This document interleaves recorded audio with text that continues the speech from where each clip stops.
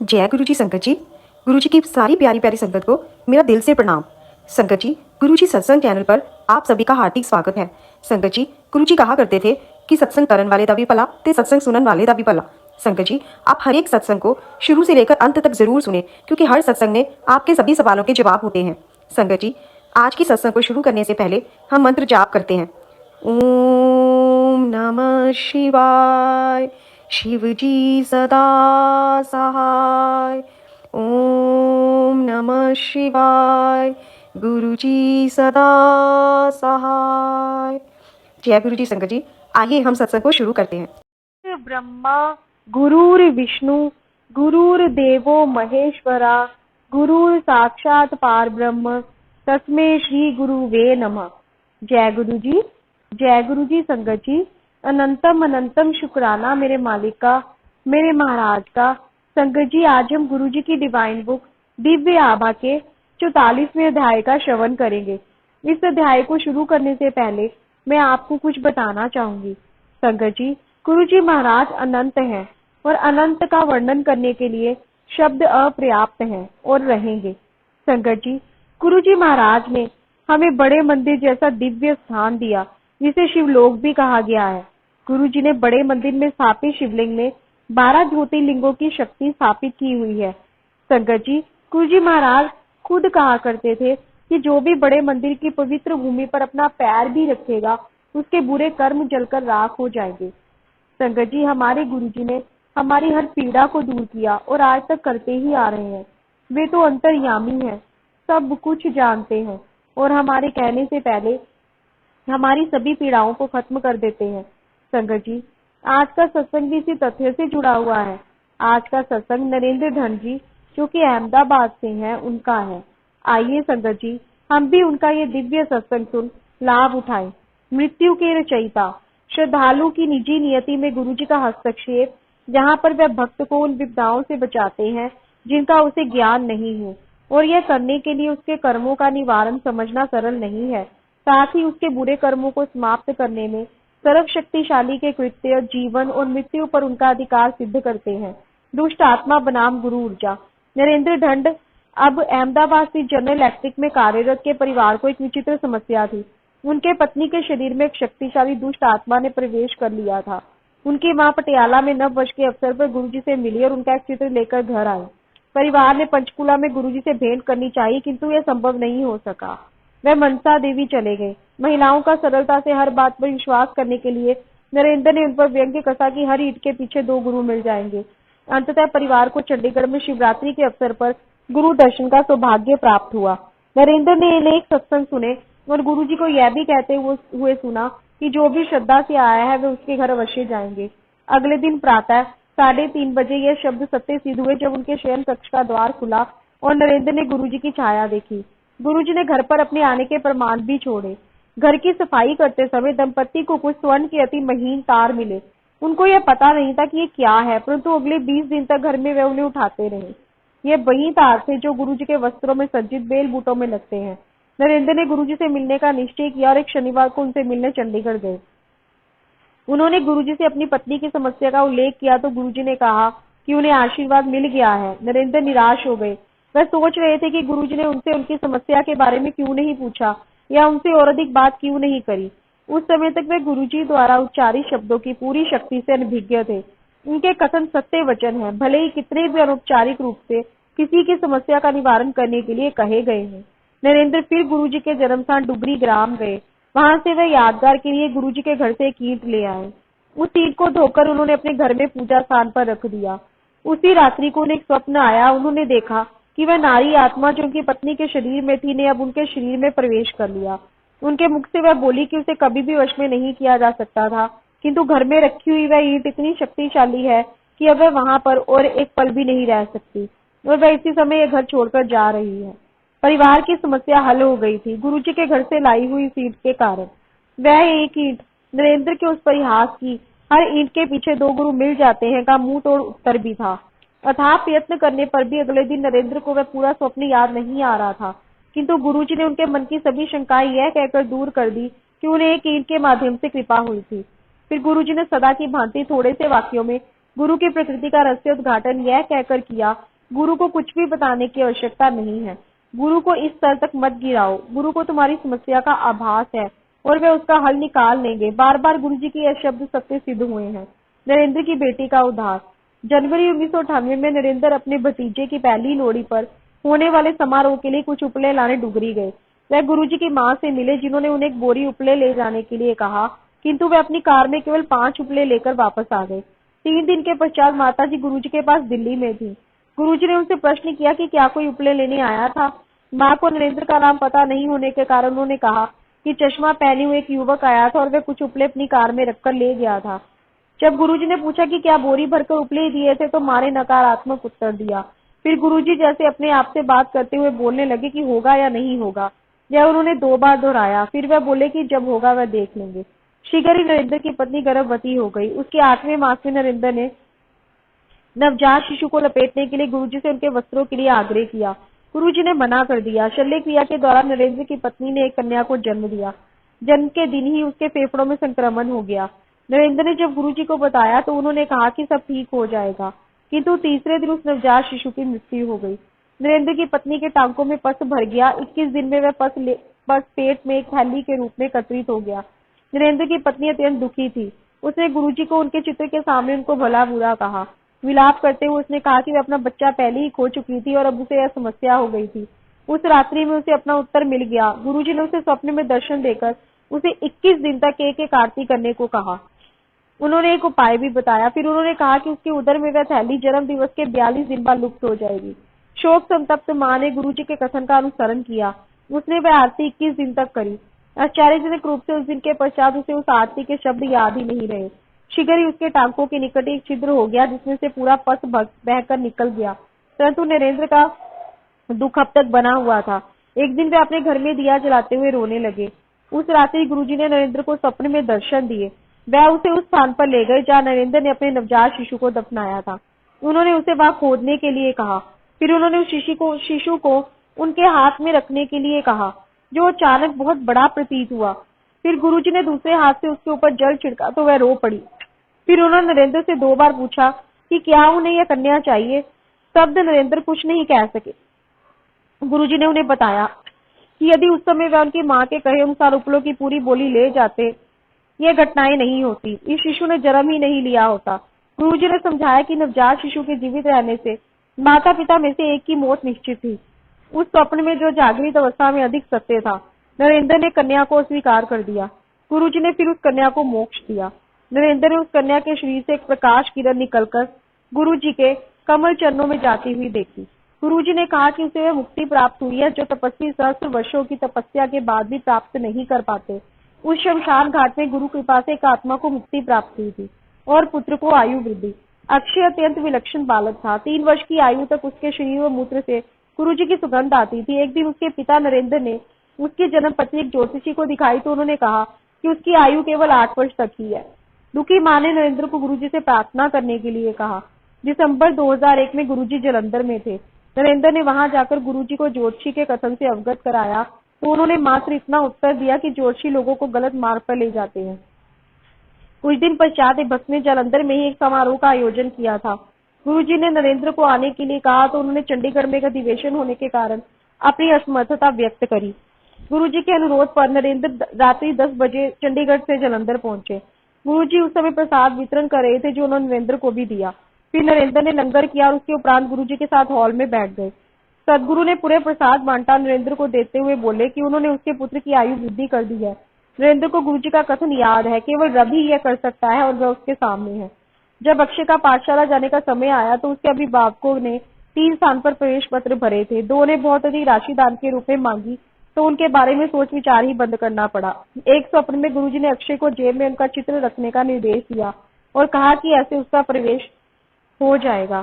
तीसरे स्कूल में बच्चे के साक्षात्कार के दिन यद्यपि उसके माता पिता गुरुजी का चित्र लेकर भेजने को उत्सुक नहीं थे, उन्होंने उसकी जेब में एक चित्र रख ही दिया। उसके पिता चिंतित थे। 5000 में से केवल 250 बच्चे उन्हें जाने थे, परंतु अक्षय का विश्वास अटल रहा। परिणाम आने पर वह चकित हो गए। प्रवेश सूची में उसका नाम 5वें स्थान पर था और उनको कोई अतिरिक्त पैसा भी नहीं देना पड़ा था। मृत्यु पथ से बचाव। जनवरी 1998 में 3 साधु नरेंद्र के घर आए। उनमें से एक भविष्यवाणी करने लगे और नरेंद्र की माँ को बताया कि उनके बड़े पुत्र की अब तक मृत्यु हो जानी चाहिए थी। यह सुनकर माँ ने नरेंद्र की पत्नी को बाहर बुलाया। संत ने कहा कि उसकी बढ़ी हुई आयु उन महापुरुष के कारण है जिन पर वे आस्था रखते हैं। फिर उस घुमक्कड़ ज्योतिषी ने कहा कि नरेंद्र की मृत्यु 30 जनवरी को हो जाएगी। यदि उस संत को कपड़े दिए जाए तो इस विपदा को दूर कर देंगे। नरेंद्र की पत्नी चिंतित हो गई। उसने नरेंद्र को गुरुजी के पास भेज दिया क्योंकि वह तिथि निकट ही थी। 30 जनवरी को नरेंद्र गुरुजी के साथ थे। उस रात नरेंद्र की पत्नी ने स्वप्न में देखा कि गुरुजी और माँ काली एक साथ हैं और गुरुजी काली को दंपति को आशीर्वाद देने को कह रहे हैं। माँ के हाथ में एक चांदी की छड़ है। उन्होंने दंपति को अपने हाथ आगे करने को कहा। नरेंद्र के ऐसा करने पर माँ ने उनके हाथ पर छड़ से वार किया। नरेंद्र की पत्नी ने भयभीत होकर मना कर दिया और हाथ आगे नहीं बढ़ाया। गुरुजी ने कहा कि छड़ के उस वार से नरेंद्र के बुरे कर्म नष्ट हो गए थे। उन्होंने नरेंद्र की पत्नी को यह भी बताया कि वह दृश्य काल्पनिक ना होकर वास्तविक है। उसी समय नरेंद्र की पत्नी जाग गई। उसने देखा कि उनके पूजा स्थान में रखे हुए गुरुजी के चित्र में लाल कपड़े काले हो गए थे, काली माँ के समान। 5 मिनट के पश्चात कपड़े पुनः लाल हो गए। मृत्यु के चिन्ह मिटाए। लुधियाना में उनके पैतृक घर के द्वार पर 2 हाथ चिन्ह थे। नरेंद्र की पत्नी को कुछ अंदेशा था और उसने अपनी सास को दर्शन के लिए नैना देवी के मंदिर भेज दिया। जब वह वहां पर नहीं थी, नरेंद्र की पत्नी घर साफ करने और उनके निशानों को मिटाने में लग गई। उसने उन चिन्हों को अपने हाथ से मिटाने का प्रयत्न किया। रात तक उस हाथ में अत्यंत वेदना और सूजन आ गई थी। 4 दिनों में बाएं अंग में पक्षाघात हो गया। चिकित्सकों ने औषधि आरंभ करवाकर कुछ व्यायाम करने को कहा। नरेंद्र जलंधर में कार्यरत थे। पत्नी के समाचार सुनकर वह घर आना चाह रहे थे, किंतु पत्नी ने उन्हें फोन पर चिंता मुक्त रहने के लिए कहा। सदा की भांति गुरुजी ने उसको रोग मुक्त किया था। उसने बताया कि वे अपना दुखड़ा गुरुजी के चित्र के सामने व्यक्त कर रही थी कि अचानक गुरुजी प्रकट हो गए। अपने इस प्रकार प्रकट होने के अचंभे के शांत होने के बाद वह दंपति के बिस्तर पर बैठ गए। उन्होंने बताया कि उन चिन्हों का अर्थ सास की मृत्यु निश्चित थी, जिसे उन्होंने मात्र हाथों के लकवे में परिवर्तित कर दिया था। गुरुजी ने अपने भक्त के हाथ मले और फिर उन्हें हिलाने को कहा। जब वह नहीं कर सकी तो उन्होंने प्रक्रिया दोहराई। इस बार वह हाथ को हिला सकी। लकवा लोप हो गया था। गुरुजी ने सलाह दी कि वे अपनी सास से उनके चित्र पर जल डलवाए। उस जल से उन चिन्ह पर छींटे मारे जाए। छींटे मारते ही वे भूरे से लाल रंग के हो गए। गुरुजी बोले कि उन्हें आशीष मिला है। नैनीताल का निमंत्रण। जून 2002 में गुरुजी की संगत के साथ नैनीताल जाने की योजना बन रही थी। नरेंद्र की पत्नी सोच रही थी कि गुरुजी उनको साथ चलने के लिए कहेंगे या नहीं। नरेंद्र ने कहा कि ना तो वह उनके पुराने अनुयायी हैं, ना ही धनवान है, तो गुरुजी उनको संभवतः आने के लिए ना कहें। शीघ्र ही पता लगने वाला था कि उनका सोचना कितना गलत था। गुरुजी की संगत में कोई भेदभाव नहीं होता और उन जैसी तेजस्वी विभूति के सम्मुख सब दीन है। वह दाता है और शेर सब कोई भी लौकिक प्रतिष्ठा होते हुए मात्र भिक्षु है। 2-3 दिन में ही गुरुजी ने नरेंद्र को दिल्ली बुलाया। दिल्ली पहुंचकर लंगर खाने के बाद गुरुजी ने उन्हें नैनीताल आने का निमंत्रण दिया। जब नरेंद्र घर वापस पहुंचे तो उन्होंने अपनी पत्नी से कहा कि गुरुजी ने केवल औपचारिकता के लिए उन्हें आमंत्रित किया होगा। पर जाने से 3 दिन पूर्व गुरुजी ने उन्हें पुणे बुलाया और साथ में उन्हें वस्त्र भी लाने के लिए कहा। गुरुजी ने नरेंद्र के समस्त भ्रम दूर कर दिए थे। नरेंद्र कहती है कि उनको आपके जीवन के बारे में सब ज्ञान है, आप क्या करते हैं और क्या सोचते हैं। नैनीताल में गुरुजी ने नरेंद्र को डिप्लोमा अथवा डिग्री पाठ्यक्रम से MBA करने के लिए कहा। नरेंद्र ने कहा कि 1 दशक के बाद यह करना अत्यंत कठिन होगा, परंतु गुरुजी ने उसे बलपूर्वक यह करने का आदेश दिया। नरेंद्र ने डिप्लोमा पाठ्यक्रम करना आरंभ किया, पर उसे पूरा करने की शंका के साथ। परीक्षाओं में नरेंद्र ने गुरुजी से सहायता मांगी। गुरु कृपा से उन्होंने यह 2 वर्ष में ही पूर्ण कर लिया और गुरुजी को समाचार देने गए। गुरुजी सोच रहे थे कि नरेंद्र उन्हें यह बताने का कष्ट क्यों कर रहा है। उन्होंने कहा कि परीक्षाएं तो उन्होंने ही लिखी थी और सफल रहे थे। गुरुजी की दया से नरेंद्र ने MBA भी कर लिया था। सबको आशीर्वाद। गुरुजी सबको अपना आश्रय प्रदान करते हैं। उन्हें भक्त के भूतकाल से कोई अभिप्राय नहीं है। उन्हें पावन पवित्र विचारों की भी कोई आवश्यकता नहीं है। ईमानदारी से किया हुआ स्वावलोकन अधिक लाभप्रद होगा। सद्गुरु सदाचारी और दुराचारी, अच्छे और बुरे, धनवान और निर्धन में कोई भेदभाव नहीं करते। उनकी छत्र छाया में परिवार, मित्र, संबंधी आदि सब आकर उनकी कृपा के पात्र बनते हैं। पर सद्गुरु के साथ एकाकार होने के लिए स्वाभिमान को समाप्त कर उनको समर्पण करना अनिवार्य है। फिर गुरुजी अपने भक्त के जीवन पथ को ही सहज कर देते हैं और उसके बुरे कर्मों को जैसा उन्हें उचित लगे निष्फल कर देते हैं। नरेंद्र के भाई सुनील शिव के परम भक्त और दोनों भाई अमरनाथ यात्रा एक साथ कर चुके हैं। 2005 के जून मास में सुनील फिर से अमरनाथ यात्रा पर गए थे। एक स्थान पर भूस्खलन हो रहा था और ऊपर पहाड़ों से बड़े बड़े पत्थर गिरते आ रहे थे। बस एक गहरी खाई के किनारे रुकी हुई थी। सुनील ने गुरुजी को याद किया, उनका चित्र निकालकर उसके ऊपर जल डाला, उस जल को उस दिशा में छिड़क दिया जिधर से पत्थर गिर रहे थे। भूस्खलन बंद हो गया और सब यात्रियों को नवजीवन मिला। उसके पश्चात जब सुनील गुरुजी के दर्शन के लिए दिल्ली गए तो गुरुजी ने उन्हें संगत को यह नया अनुभव सुनाने को कहा। उनके जीवन की रक्षा करने के लिए गुरुजी ने अन्य अनेक यात्रियों को जीवन दान दिया था। यह पहला अवसर नहीं था जब गुरुजी ने सुनील को जीवन दान दिया था। वर्ष 2000 में सुनील के अपेंडिक्स की शल्य क्रिया हुई थी, पर उसके पश्चात सुनील को मूत्र नहीं आ रहा था। यह गंभीर समस्या थी। इससे संबंधित उदर शूल उनसे सहा नहीं जा रहा था। चिकित्सकों के अनुसार उनकी इस कठिनाई का मूल कारण उनकी मानसिकता थी और उन्होंने वेलियम गोलियां खाने को कहा, किंतु स्थिति में कोई सुधार नहीं हुआ। जब सुनील चंडीगढ़ में गुरुजी के पास गए तो उन्होंने 17 गिलास चाय पिलाई और 2 लंगर कराए। जैसे ही सुनील जाने को तत्पर हुए, गुरुजी ने 1 कप चाय और पीने को कहा। सुनील पहले इतना तरल लेने के पश्चात और लेने की स्थिति में नहीं थे, अतः गुरुजी ने वह चाय अपने सामने ही पीने के लिए कहा।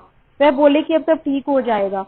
बाहर जाते ही सुनील ने मूत्र किया कोई 10 मिनट तक। उस दिन से उन्हें वह समस्या पुनः नहीं हुई। गुरुजी द्वारा अभिमंत्रित चाय ने वह किया जो चिकित्सकों की औषधियां नहीं कर पाई थी। 1997 में एक संबंधी की बेटी मधु अस्वस्थ हो गई। उसे कुछ स्नायु संबंधी समस्या थी और उसको उदर का पक्षाघात हो गया था। वह गुरुजी की अनुयायी थी और चिकित्सा के लिए जाने से पूर्व उसने गुरुजी के दर्शन करने चाहे। उसे चंडीगढ़ लाया गया और बाहर एक खिड़की के पास बिठाया जहां से वह गुरुजी को देख सके। मधु ने रोते हुए प्रसाद के लिए प्रार्थना की। गुरुजी ने उसकी आस्था की परीक्षा लेने के लिए उसको सबसे अंत में प्रसाद दिया। उन्होंने उसको पटियाला के राजेंद्र चिकित्सालय में प्रविष्ट कराने को कहा। 2 सप्ताह वहां रहकर उसके स्वास्थ्य में सुधार हुआ। चिकित्सालय से निकलकर वह पुनः गुरुजी के दर्शन के लिए आई। उसके शरीर में एक बोतल लगी हुई थी जो गुरुजी ने निकलवा दी। चिकित्सक आश्चर्यचकित थे। उनके अन्य रोगियों को कोई लाभ नहीं हुआ था, किंतु वह 3 सप्ताह के उपचार के पश्चात स्वस्थ हो गई थी। सदगुरु के दर्शन ने पुनः दिव्य चिकित्सा का कार्य किया था। गुरुजी की महिमा एक अन्य संबंधी पर भी हुई। जब गुरुजी चंडीगढ़ में रहते थे, लंगर मलेरकोटला से आता था। कुछ परिवारों को लंगर बनाने का कार्य दिया गया था। नरेंद्र की मामी गुरुजी के पास कुछ चपातियां बनाकर भेजना चाहती थी। इस मनोरथ को व्यक्त करने के अगले दिन ही एक भिखारी उनके घर आया और उसने भोजन मांगा, किंतु उन्होंने मना कर दिया। भिखारी ने कहा कि पिछली रात को तो वह लंगर की बात कर रही थी, पर अब चाय भी नहीं दे सकती हैं। उनको इसका तात्पर्य फिर भी समझ नहीं आया, पर वे उसके लिए चाय और 2 लड्डू ले आए। भिखारी ने उनसे कुछ भी मांगने के लिए कहा। उसके इस कथन को भी समझ पाने में असमर्थ बोली कि उनके पास गुरुजी का दिया हुआ सब कुछ है। भिखारी ने तुरंत कल्याण होगा कहा। मामी जी भिखारी को शांति से खाने देने के लिए छोड़कर घर के अंदर चली गई। थोड़ी देर बाद उन्होंने देखा कि वह भिखारी चला गया था और गिलास वहीं पर रखा हुआ था। भिखारी के अचानक अदृश्य होने से सामान्यतः वह पैसे मांगे बिना नहीं जाते हैं। उनको आभास हुआ कि गुरुजी उस वेश में आए होंगे। नास्तिक पर कृपा। जनवरी 2004 में गुरुजी के पिताजी की अवस्था बिगड़ गई और नरेंद्र को उनकी देखभाल करने के लिए उनके पास भेजा गया। उन्हें मलेरकोटला के सार्वजनिक चिकित्सालय में दिखाया गया। उनके चिकित्सक डॉक्टर गुरविंदर को गुरुजी के विषय में बताया गया, पर उन्होंने इसमें कोई रुचि प्रकट नहीं की। गुरुजी ने नरेंद्र को डॉक्टर गुरविंदर के साथ 1 घंटे का सत्संग करने के लिए कहा, पर चिकित्सक ने मना कर दिया।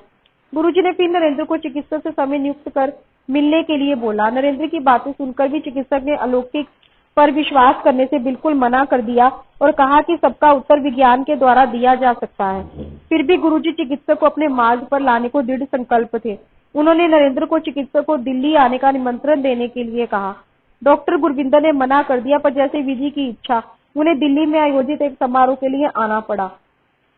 डॉक्टर गुरविंदर 2 दिन गुरुजी की संगत में आए। अगले दिन जब गुरुजी ने उन्हें वापस भेजा तो उन्होंने कहा कि वे मलेरकोटला 5 घंटे में पहुंच जाएंगे, यद्यपि दिल्ली से वहां तक 7-8 घंटे का मार्ग है।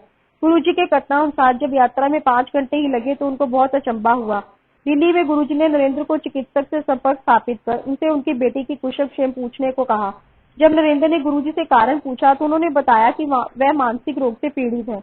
नरेंद्र ने गुरुजी की इच्छा का अनुसरण किया। चिकित्सक ने पूछा कि वह उनकी बेटी के बारे में जानने को क्यों उत्सुक है। नरेंद्र ने जब गुरुजी की बात बताई तो चिकित्सक ने माना कि दिल्ली में गुरुजी की संगत से आने के बाद उसमें 85% सुधार है। यद्यपि चिकित्सक अलौकिक में विश्वास नहीं करते थे, फिर भी उनकी बेटी स्वस्थ होने के मार्ग पर थी।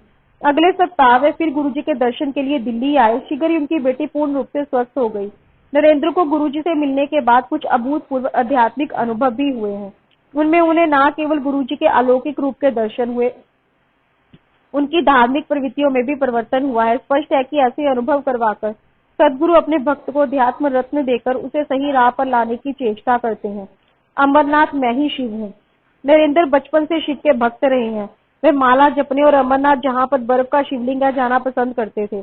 गुरुजी से मिलने के पश्चात वे अपने भाई सुनील के साथ पुनः उस पवित्र स्थान पर गए। जब वह दोनों गुफा के अंदर जाने के लिए पंक्ति में खड़े हुए थे, नरेंद्र को दिव्य स्वप्न होने लगा। गुरुजी की संगत का पूरा दृश्य उसकी आंखों के सामने होता हुआ गुजर गया। चाय प्रसाद आए हुए भक्तों में बांटा जाता, हाल में गूंजती हुई शब्द कीर्तन की मधुर वाणी और पेट भरकर लंगर, भक्तों द्वारा सुनाए हुए सत्संग जिनमें अपने निजी जीवन में होते हुए चमत्कारों का वर्णन करते। देर शाम को पंजाबी गानों, पुराने संगीत, गजलों से वातावरण भर जाता। यह सब याद करते हुए नरेंद्र के मन में प्रश्न उठ खड़ा हुआ कि गुरुजी कौन है। उसके मन में यह प्रश्न आने की देर थी कि शिवलिंग से उसके ऊपर की दिशा में किरणें निकली और वह उसके ऊपर 1 फुट के बीच में फैल गई। उसमें नरेंद्र को शिव के दर्शन हुए, जिन्होंने गुरुजी की छवि बना ली और पुनः शिव की आकृति में आ गए। नरेंद्र के कान में एक ध्वनि गूंजी, मैं ही शिव हूँ, मैं सब कुछ हूँ। पूरी गुफा में गुरुजी की गूंज फैल गई, जिसका आनंद नरेंद्र के छोटे भाई सुनील ने भी उठाया। उसी दिन उनके लुधियाना वाले घर में उसकी पत्नी को भी एक स्वप्न आया। उसने गुरुजी को हाथ में त्रिशूल लिए नंदी पर बैठे हुए देखा।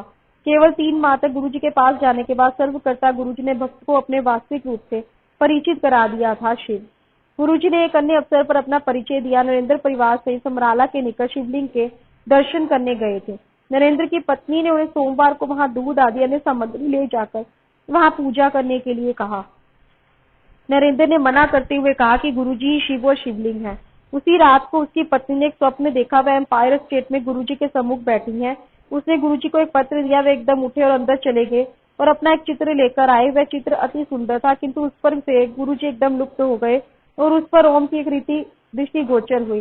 फिर उसमें से एक शिवलिंग निकला। उसने गुरुजी से इस बारे में प्रश्न किया तो गुरुजी ने चित्र को पुनः देखने के लिए कहा। उसने देखा कि शिवलिंग में गुरुजी विराजमान है।